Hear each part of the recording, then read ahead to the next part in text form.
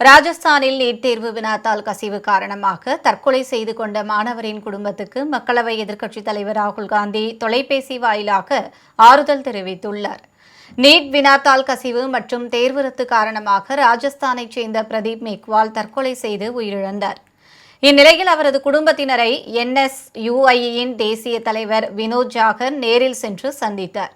அப்போது பாதிக்கப்பட்ட குடும்பத்தினருடன் தொலைபேசி வாயிலாக பேசிய மக்களவை எதிர்க்கட்சித் தலைவர் ராகுல் காந்தி உயிரிழந்த பிரதீப் மேக்வாலுக்கு நீதி நிச்சயம் வழங்கப்படும் என உறுதியளித்தார்.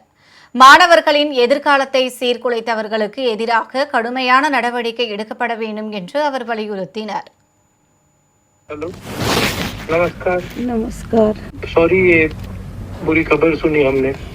घणी दुख की बात तो ये 3 बहनी 1 भाई हो बिपरी मारू सारो बोल मारू टूट गए भी क्या करेंगे।